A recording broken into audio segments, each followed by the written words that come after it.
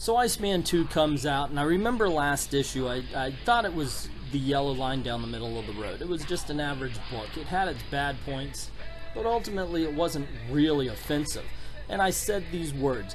I said in issue 1, if they treat Bobby the way he has been treated for the last 50 years and just add on the tag that, okay, well now he's gay because of conversion therapy, then they can make it at least a decent book. Unfortunately, they went in another direction. Now first let's talk about the cover, since, hey, it's right here. It does involve Kitty Pryde and Iceman, and they're talking about their relationship, so the cover fits. That being said, it's really boring. I mean, and what is that line going down the corner there that makes it look like part of the picture wasn't included? I don't know who they're trying to catch with this cover, but to my opinion, it's dull and uninspiring. I would not look at this and say, hey, this is something I need to get. So right from the first page, we see that they've decided to write Iceman in a way that he's never been written before. He is Peter Parker on steroids in this book. He's going down a hallway, I'm late for a very important date, singing that song, and then he makes a poor pun with Aurora, row your boat. It's horrible, and it really does seem out of place for the character. Even though the character was a smartass, he was never that bad. He was more the cocky teenager, and now of course an adult, rather than the tell a pun every minute, tell a joke every second kind of character that they're trying to portray him here. I mean, this is a guy who's been around for 50 years in the comics. He's got to be at least in his 30s as far as age is concerned. Yet writer Sina Grace is treating him as if he just started right now. I mean, this character is even different from the character we saw in issue 1, so forget about consistency within the 50 years of history with Iceman. They can't be consistent between issue 1 and issue 2. So the date he's on is actually a mission for the X-Men, and as he's going to the X-Jet, he's excited, and then he steps in and he sees Kitty Pryde, and then all of a sudden becomes very sullen. Now, this is the first time that they've talked since Bobby Drake's conversion therapy, so maybe he's a little bit embarrassed. I have no idea why they would write him as sullen, because it's just not in the character. I mean, even if there's... My first question or anything would come from Kitty Pryde, who would say, okay, what's the deal now? Because I've got a lot of evidence that says you're not gay, but they don't do that. And what you get is this whole scene right here where Bobby Drake is drawn as if he would prefer to be anywhere else. Then again, I guess I can understand it, because social justice warriors really do hate to be in any room where somebody is spouting off facts. They have their feelings. This is how they feel, and that is their reality. Forget about any kind of factual evidence. So anyway, the mission is they've detected some kid whose powers have come to fruition, and they're flying out to go meet him, see if he would want to be a part of the school. And as they get closer, Kitty Pryde's phasing goes haywire, and she actually phases the engine out of the jet or something, it looks like. And so now they have to stop the jet from crashing. And so Bobby jumps out of the plane, puts a whole bunch of snow there for the Blackbird to land in, does the same pun that the Mr. Freeze did in Batman and Robin, "Ice to meet you," because, you know, he should be written shittily from here on out. He is gay now. And I'm not going to drop that, by the way, guys. Normally I say, well, this is where we are now, so let's just accept it and go. But they decided not to write a normal character. And by that, I mean that instead of going back and looking over Iceman's history, Sina Grace decided to instead look over homosexual stereotypes and ran with it. So instead of getting a book about Bobby Drake the Iceman, we're getting a book about Peter Parker if he was the Iceman and read a book once a long time ago in the 1950s about how gay people acted. I mean, look at this dialogue here. Top panel. Do you think anybody saw that? And if someone saw, did I look rad? Oh, come on. He was not written this way in the first issue even. So anyway, they're looking for the kid and talking about him. They find out, you know, basically he can affect machines and cause them to, basically he gives them more power. He's the Tim Allen of mutants. And then we get some more writing that tells us that this, what is her name, Sina Grace, I keep messing it up, has met people before. And we have a whole bunch of people cornering a child in a warehouse, ready to kill him, Frankenstein style. One of them brandishes a knife, all because he messed up their TV and cell phones. Not kidding. It's in the dialogue. You ruined my phone. My TV exploded right when Olivia was gonna kiss Fitz. I swear it seems like this Sina Grace lady, her only human contact for the first half of her life must have been torture porn. So she thinks that's how all humans act. Actually, I guess I shouldn't be too surprised at this, because this is an SJW trick where they say, oh, well, we have to have a law because people will do this and people will do that, but they never count themselves as part of those people, where in this case she's probably thinking, you know, people hate what's different and people act violently towards different people, so people would act this way towards a kid who could affect machinery. So Kitty Pryde and Iceman, they stop the mob from killing him for just a few seconds, because as Kitty Pryde's trying to talk him down, he gets mad and explodes things, which causes everyone to be on edge again. And they basically say, you go on home, we're going to handle this our own way, of course, which means murder. And some guy walks towards Kitty Pryde and she accidentally phases through him.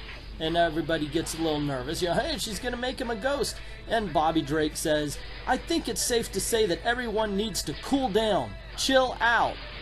Because Sina, I forget her name, Grace, decides that she saw Batman and Robin and thought, that was just great dialogue. I'm going to use that all over this issue.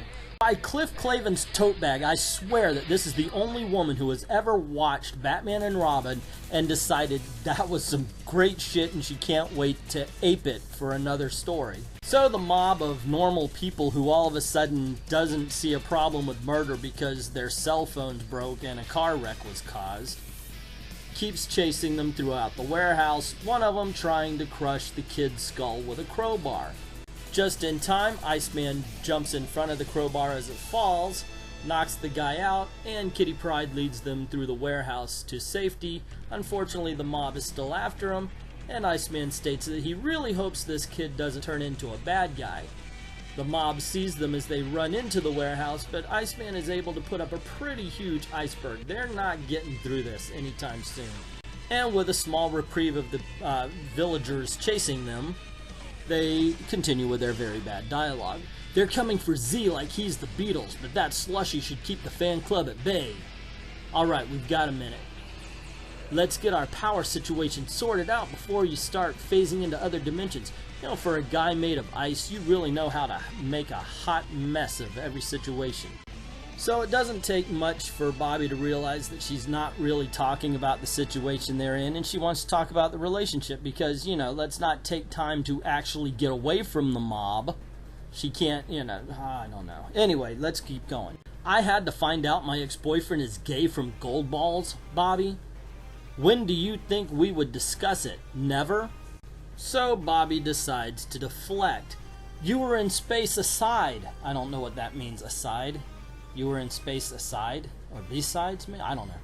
I can't really place this whole I'm gay thing on my terms because there's a little time-displaced version of me running around with a model boyfriend, which also does not explain any action or reaction he would have made.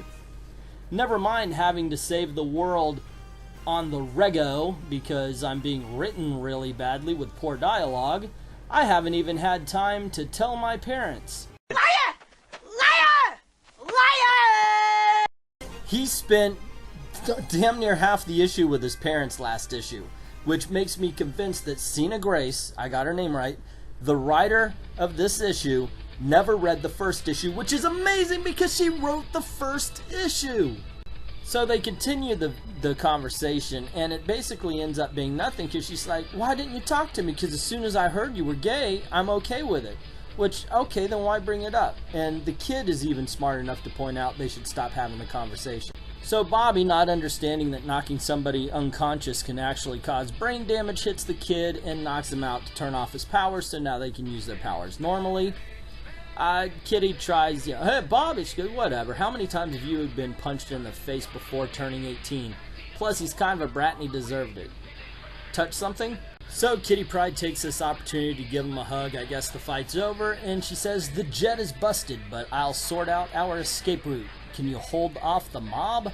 Ninja, please. Weird that actually applies. So that line of dialogue, Ninja, please, weird that actually applies, means that in Bobby's head, Ninja, please is a normal reaction. Because the weird part was that it applies. So if you have not noticed all the comics that Bobby's been in before, he's been yelling Ninja please at people. Just pointing that out. And finally Kitty leaves so Iceman could actually be a hero in his own book.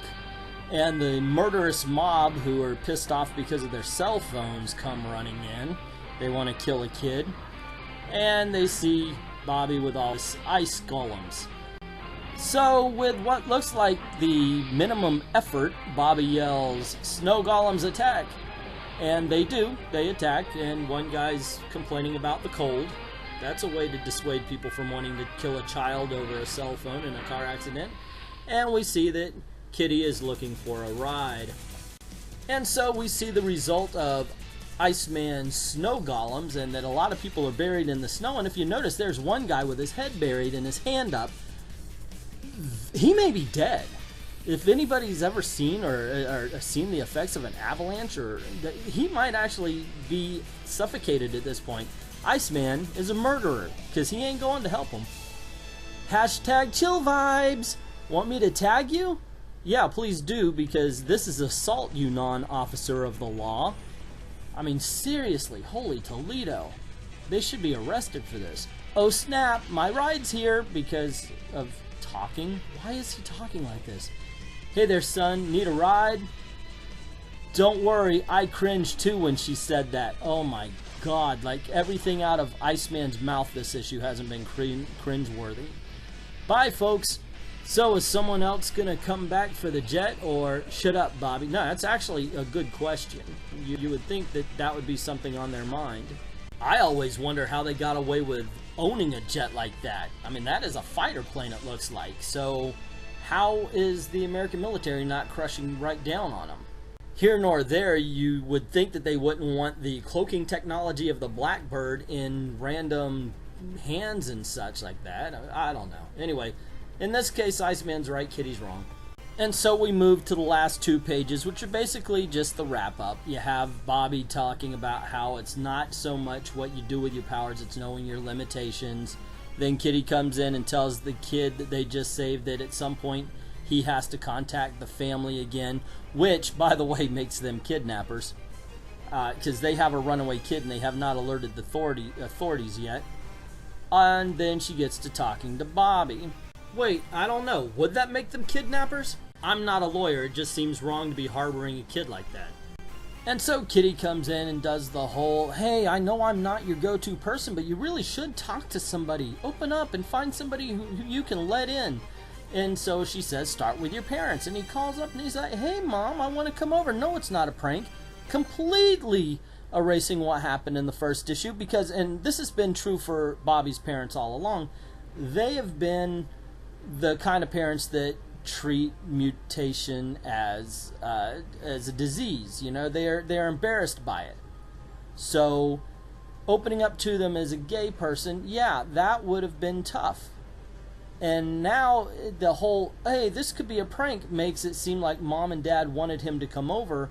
It was him that refused to go over.